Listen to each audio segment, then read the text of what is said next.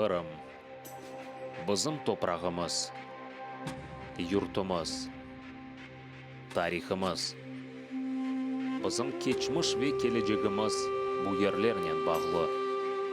Kırımda yaşayan halklar İslam dini esasında birleşti. Asırlar devamında bu topraklarda bizim ecdatlarımız yaşadı. Bu minarelerden ezanlar çağırıldı. Bu camilerde namazlar kılındı. Sürgünlük yılları ezanlar susup camiler kapaldı. Ama bu çok sürmedi. Biz geri kayttık. Dinimizni yaşatamız. Mübarek Ramazan aylarını karşılayımız. Biz bar edik, barmız ve bar olacağımızga umut beslep Allah'a dualar edemiz. Yüce Rabbimiz bizni dinimiz, ana toprağımız ve tilimizden ayırmasın. Selam aleyküm sayılı teleseyirciler, dindaşlar, akşamlar hayır. Allahu Teala'nın rahmeti, selamı, bereketi, şifası üzerimizge olsun. Studiyada sizden beraberlikte men Seyit Ömerov. Bu akşamımızı ise faydayla geçirmege Rabbimiz bizge cümlemizge nasip eylesin. Birimiz bu mukaddes ay devamında çokça hayır işler yapmağa, çokça Kur'an-ı Kerim'ni okumağa, Allah'ını çokça anmağa, çokça namaz yapmağa tırışamız. Ramazan ayında sahabiler sadaka vermege aşık ediler. Sadaka kızganıştan çıkmaz. Sadaka insan Allah'a iman etkenini tasdiklay. La ilahe illallah Muhammed Resulullah dep Peygamberimiz Muhammed Mustafa aleyhissalatu vesselam ardından ketkenler bu sözlerge sahip çıkıp hareket etse mühim olarak sayılıdır. Allah'a iman etkenler sadaka verip yüce Rabbimizge inançını isbat ete. Sadaka insanın baylığını ve mülkünü arttıra. Sadaka insanı fukarilikten kurtara. Sadaka Allah'ın açığını söndüre. Sadaka kıyamet günü kadar olacaktır.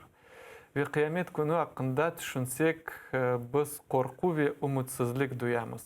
Allah ise onun yolunda para ve mülkünü sarf etkenlerge tehlikesizlik kefaleti olacağını bildirdi. Yüce Rabbimiz Bakara suresinin 274. ayetinde böyle buyurar ki: Estaizu billah اَلَّذ۪ينَ يُنْفِقُونَ أَمْوَالَهُمْ بِالْلَيْلِ وَالنَّهَارِ سِرًّا وَعَلَانِيَةً فَلَهُمْ أَجْرُهُمْ عِنْدَ رَبِّهِمْ وَلَا خَوْفٌ عَلَيْهِمْ وَلَا هُمْ يَحْزَنُونَ. Bu ayetin tercümesi: kim öz mülkünü gece ve gündüz sarf etse, gizli ya da açıktan, Allah'ta onlara mükafat hazırlanған. Onlar korku bilmez ve kasevetlenmezler, di Rabbimiz. Bu mübarek günleri Rabbimiz bizni cömertlikten ayırmasın ve yayınımızı Ramazan Nefesi rubrikasının başlayacağımız hatırlatan. Bu rubrikanın Kırım Müslümanları Dini İdaresi'nin muftisi Aydar Hoca Rustemov alıp barmakta ve aynı bugünkü mevzu olacak fıtır sadaka ne zaman vacip ola, neden berili ve kimge onu vermek vaciptir. Geliniz beraber video levhanı seyreteyik.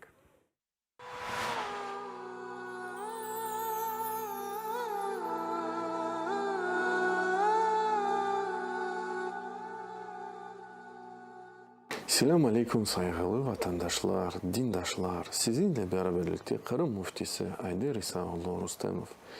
Allahümme allimna ma yenfa'una ve enfa' bima alamtana. Ey Allah'ım, bizge fayda getirgen ilim sahibi olmağa nasip eyle ve bu ilimni öz hayatlarımızda tatbik yaşattırmağa nasip eyle ya Rabbim. Fıtır sadakasını akkanda laf yersettik. Ne için Resulullah sallallahu aleyhi ve sellem'in farz olarak, vacip olarak kıldı rivayette öyle kele ki. Şimdi ise ne zaman vacip ola bu sualye cevap vereceğimiz. Biz ayttık ki fıtır sadakası bayram namazından evvel çıkartılır. Onun için aslında son oraza konu bitken son ve bayram namazı kılmazdan evvel aralıkta bu vakitte fıtır sadakası vacip ola. Yani bu ilimden ne kazanabiliriz, ne anlamağa mümkün. Eğer de Allah göstermese insanlardan birisi bundan evvel olsa onun için fıtır sadakası vacip olmadı. Hukum fetva çıkar. Şimdi ise nasıl fıtır sadaka çıkartıla? Rivayette böyle geçiyor. Resulullah farz olarak fıtır sadakasını ne kıldı? Sa'an min temir. Bir sa' hurma. Ya da sa'an min şair. Bir sa' arpa. Sa' Resulullah sallallahu aleyhi ve sellem vaktinde demek ki bu yaklaşık 4 tulu bir avuç bir şey. Ve bu yaklaşık 3 kilogram çıkar. Ve aynı rivayette aytıla ki ala kulli hurrin ve abdin. Eğer bir azat olan insan için ve kul olan insan için. Bilemiz ki o zamanlarda kullar var idiler. Ve ala kulli zekerin ve unsa. Eğer bir erkek için ve eğer bir kadın için. Demek ki fıtır sadakası neden ibarettir? Yaklaşık 3 kilo bir erzaktan ibarettir. Ruz olabilir aslında, makaron olabilir, hurma da olabilir, rivayette öyle geçiyor. Bu senede Kırım Müslümanları Dini İdaresi'nin Ulema Şurası fıtır sadakasının miktarını para olarak 100 grivne tayin etti. Rublelerge özünüz çevirebilirsiniz. Elbette ki para olarak çıkartmağa mümkündür, caizdir ama elbette ki en yaxşısı bunu aş olarak, erzak olarak çıkartmağa öz köyünüzde, öz şehrinizde. Çünkü onun hikmeti öz yaşayan şehrinizde, köyünüzde muhtaç olan insanlarını aşattırmağa. Çünkü rivayette İbn Abbas takik gelgen rivayette öyle geçiyor. Allah subhanahu teala bizni cömert insanlardan kılsın. Allah subhanahu teala yar ve yardımcımız olsun. Allah subhanahu teala bütün yapkan ibadetlerimizni, orazalarımızı, sadakalarımızı kabul makbul eylesin. Ve sallallahu ala nebiyyina Muhammed ve ala alihi ve sahbihi ecmaîn.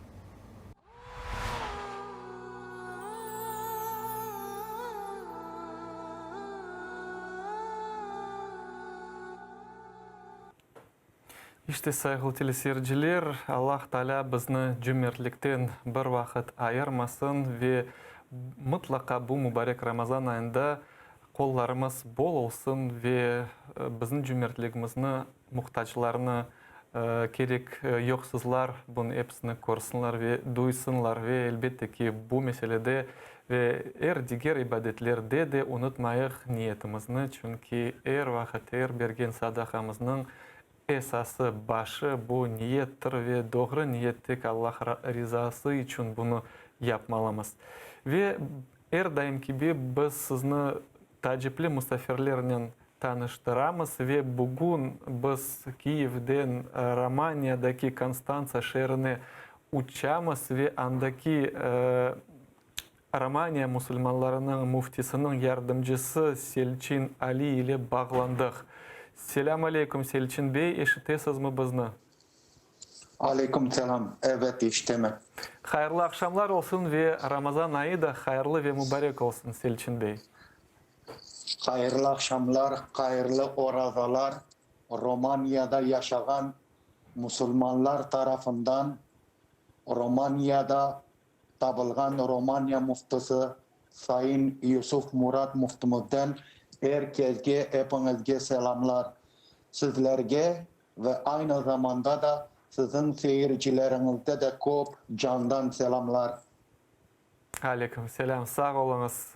Selçin Bey, asıl da siz Ramazan ayını nasıl karşıladınız da endi 21. günü sonuna gelmekte, bu ay nasıl geçiyor sizde? Allah'a şükürler olsun. Aru cahşe geçiremiz. Sizler de bilesiniz bu dünyada son meselelerden dolayı camilerge cemaatman beraber yapayalmayımız, keteyalmayımız. Camilerimiz aşık, namazlarga aşık. Ama sade imam, hoca, ezan okuy, namaz kıla.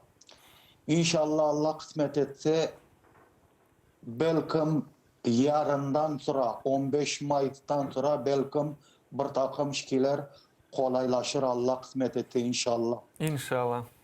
Biz de Bizler umut de- etemiz, bekleyimiz, biz de her gün bekleyimiz ne vakit bu karantin şarayetleri Biz de yengileşir. bekleyimiz. Evvelden orada kartlarla beraber, yaşlarla beraber Kur'an okuyorduk, mukabele yasayorduk. Ondan sonra din dersleri az çok Ramazan ayında biraz vaktimiz olduğu için benim her vakit vaktimiz var. Cemaatin vakti olduğu için bunday din konularga soru sorayediler. Akşam bolganda iftarını beraber etiyorduk sıraman. Zaten talaşayediler. Hocam bugün ben vereyim. Hocam gün evveli aytayediler. Maşallah. İstaga yazayık deyip kaybetmesinler deyip. Ama bu sene bolmadı. Allah inşallah bu günlerini karatmasın bir taka. Allah kısmet etse bakalım banalar aytkanımda yarından sonra ne olacak. Selçuk Hoca, siz aytkanınız gibi böyle keçken yılları istegenleri çok idi. İftarlar geçirmeye geçti, para berip adamlarına aşatmağa. Şimdi böyle iftarlar geçirilmiyor ama Kırım'da olsun, Kiev'de olsun, mında çeşit türlü böyle teşebbüsler peyda oldu. Misal olarak Kiev'de aşlarını pişirip evlerge tarhatalar. Kırım'da ise xorantalarga işte aşlarını pişirip alıp keteler. Romanya'da da böyle teşebbüsler peyda oldu mu bu yılı? Boldu. Bizler kopası bunday bir insanın harcayacağı bir günlük bir aşayeti ne takıl bolsa biz paket yasap Romanya Müslümanlar Muftuluğu paket yasap dargıttık. Maşallah. Niçin? Biz düşündük. Şimdi herkes bir aşını beğenmeyebilir. Veya onun diyabeti var veya şeker hastalığı var. Arı bolsun de paketlerine verip herkes canı ne istese ona pişirsin de düşüngendir Sayın Muftimiz Yusuf Murat. Tarihke baksak, biraz dalsak, Romanya'da yaşayan Kırım Tatarları kaçıncı senelerden Kırım'dan icret etken edi? Ne yerden, ne sebepten bu haqda bizge ne aytabilirsiniz? Bilemiz ki çünkü Romanya'da böyle Kırım Tatar halkının diasporası yaşay. Bunday sizler de bilesiniz bir takım zorluklar yaşandığı vakitte eğer dinini, namazını taşlamadığı vakitte birev seni o yerden biraz tartılmak, ketmek zorundasın.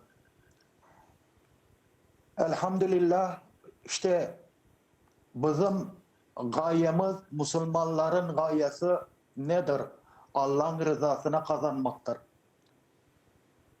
Siz de hepimiz bilemiz savaştan sonra nahoş, Osmanlıca'da teraka edeyim, hoş bolmagan bir takım olaylar oldu. Sıra vatanımız, hasret kaldığımız vatandan ketmek zorunda kaldık. Ondan sonra aru terakay dünni yaşamağa, serbest bolmağa, zaten sizler de seyirciler de bile memleketin konstitüsyesinde anayasasında birinci madde bu.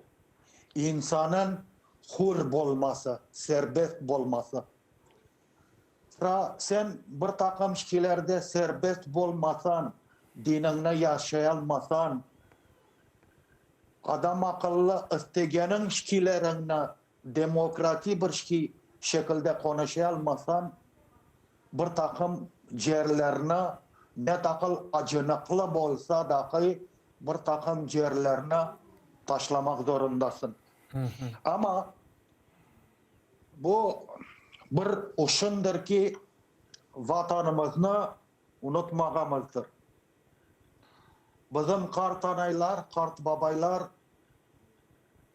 kart anaylarımız, kart babaylarımız memleketimizni anlattığı vakitte bizler hayal etiydik. O yeşilliği, o güzelliği. Onun için de bizim de vatanıma hasret kaldım. Ey güzel Kırım dediği vakitte bu tam anlamıyla sizin sorduğunuz cevabıdır. Romanya'da yaşayan Kırım Tatarlarının tam sayısı belli mi? Şimdi anlaganyma göre Müslümancılıkны Romanya'da esasen Kırım Tatarları teşkil etmiş şimdi. Şimdi Mufti Bey Kırım Tatarlardan tamırları, siz Selçin Bey, siz de Kırım Tatar halkındansız. Demek Müslümancılık Romanya'da şimdi Kırım Tatarlarla bağlı olup kaldı mı? Bizler başta sorduğunuz soruğa cevap verecekmiz. Romanya'da yaşayan Kırım Tatarlarımızın sayısı aşağı yukarı 30-35 bin civarında. Sıra bizler kaydımız. Bizim cüzdanımızda Roman vatandaşlık var. Dinimiz İslam, bir de etnik Tatar dep yazar. Bizlerde. Yani 30-35 bin Kırım Tatar civarlarında vardır. Bunu tabi niçin aytamız bu civarlarda 30-35 bin? Bunday sayım yasanıldığı vakitte, soradığı vakitte işte ben Müslümanman dep ayta, Travoza onda Tatar geçire veya Türk geçire. O sayım yasaldığı vakitte. Bizim Allah'a şükür Romanya'da yaşayan Kırım Tatarlarımız dinimizni serbest etimiz. Zorluklar bu konuda hiç yaşamadık. Yeter ki Romanya'nın kanunlarına, anayasaya saygı duyacaksın. Saygı duygan sıra zaten o umumidir. Umumi yani bunun Tatarı da, ondan sonra Türk'ü de, ondan sonra Roman'ı da, Bulgar'ı da herkes buna uyacak. Uygan sıra herkes dinini serbestçe yaşayabilir. Ve tabii ki işkiye göre, isteklerine göre Türkçe dersleri verile, Tatarca dersleri verile, din dersleri verile. Bu istekke bağlı. Mesela bizler camide kimi seferler bunday din derslerin katında Tatarşa, Kırım Tatarşa dersleri de veremiz. Ballarımız dillerini unutmasınlar dep zaten her vakit aytamız. Ne dil öğrensen bir insansın. İngilizce bilesin mi? Bir insansın. Kırım Tatarcasını bilesin mi? İki insansın. Romence bilesin mi? Üç insansın. Ne takıl dil bilsin o takıl arıdır dep ballarga bunlarını öğretemiz. İlçin hoca aslında Romanya toprakları şimdi tarihke baksak kenede asırlar devamında Osmanlı devletine ait edi. Şimdi ise statistika baksak Müslümanların sayısı 1%dan bile 1%ga bile kelmey. Sizince bu neden bağlı? Demek o kadar yıl, o kadar asır devamında Osmancılık var edi, İslam var edi. Niçin şimdi böyle İslam dinini kabul etkenler ve devam etkenler İslam'ın yaşamağa insanların sayısı böyle 1%dan aşağı düştü? Şimdi hakkınız var. Evvelden Müslümanların sayısı Türklerin, Kırım Türklerin, Tatarların sayısı takip eder. Bu doğrudur. Ama zaman içerisinde bunlar kayboldu. Kopası kişiler Türkiye bizge karacak İslam dinimiz dindir dep bir kısmı koşkenlerdir onda. Ama bu koşmek meselesi yani din yaşanmaydı. Efendim namaz kılayalmaydın veya cenazelerine toplayalmaydın dep söz konusu tuğledi. Onların koşmeleri, göç etmeleri Türkiye'de akrabaları kalgan edi. Sıra akrabaları şahra ediler. Hepsi beraber bir yerde bolsunlar dep bonday koşken ediler. Söz mesela, men ailemde kart babam iki tane doğmuş edi. İki tane doğmuş edi. En balaban soyuna kağıt geldi, papırga mıneci Türkiye'ye gidecek. Kabul etti. Tamam papırga geldi vakit mına men doğmuşum da var. İki tane ediler onlar toplam. Men doğmuşum da var. O da gelsin memen beraber. Ama on kağıtı ta çıkmaydı. Yani zaman sürecek edi. Sıra en balaban abisi ne dedi? Bu dar dünyada bizler iki tanemiz. Men doğmuşum kağıtı çıkmadı mı? Memen gelmi mi? Ayse men de ketmeymen di. Ayrı oturayalmam ondan di. Sıra papırdan düşüp bunday beraberce Romanya'da yaşadılar. Ama banaları aytkanımday insanların isteklerine bağlı bolgandır bu. Yani akrabaları kalgandır. Bunday hepsi söz mesela bir ailede 7 tane doğmuş. Sizler de bilirsiniz evvelden 7 tane doğmuş bolaydı. Bunda 7 tane doğmuşları bir tane 2 tane Türkiye'de kaldığı vakitte hepsine katına şakraydılar. Bunun işkisi cevabı nişin bu takıl az kalganın bunun cevabı budur. Selçin hoca, bakыңыз Ramazan ayına kaytsak de Ramazan ayının bağlı icret etken Kırım Tatarlarının nasıl adetleri kaldı? Belki de böyle bir halkımızdan, Kırım'dan çıkan adetler Romanya'da da şimdi devam etmekte. Adetlerimizden bir tanesi zaten şimdi dünya modern oldu. Ben bu günlerini tuttum. Evvelden koy yerinde camilerde mikrofon difüzör yok idi. Bunday hoca imam minarege minip ezanını okuydu. Akşam namazı vakti geldi dep herkes orazasını açsın dep. Biz balamız. Bütün ballar camın azbarında toplaşamız. Barımız bir 50 tane bala camın azbarında toplaşamız. Cemaat kart cemaat de camide, hoca da camide. Beklimiz namazın vakti gelsin dep, akşam okansın dep, herkes üyüne mallege cuğuracak. Mallege cuğurduğu vakitte bizler bakraydık. Şakırdı, bakırdı, akşam ezan okundu, şiberekler kokadı. Şakırdı, bakırdı, akşam ezan okundu, şiberekler kokadı. Çok seneler bunday aklıma tutkan şeylerim bunlardır. Ondan sonra bunday tok tutsun dep temeşke turduğumuz vakitte bizim nenilerimiz bunday plaş pide, maylı pide yasaydı.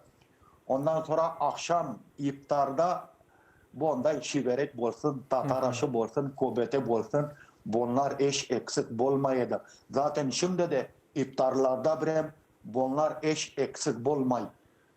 Ama banalar aytkanımday yaşadığımız bu hastalık sebebiyle bunday cemaat bolsun özümüzni koruymaz.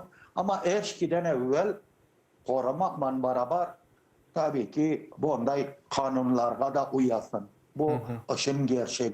Yani bunday balabanlar, biz onda aytamız, balabanlar ayttı mı, iyiden çıkma, onlar bir bilgeni vardır demek dep düşünemez. Ve yazık olsun ki vaktimiz tez geçmekte.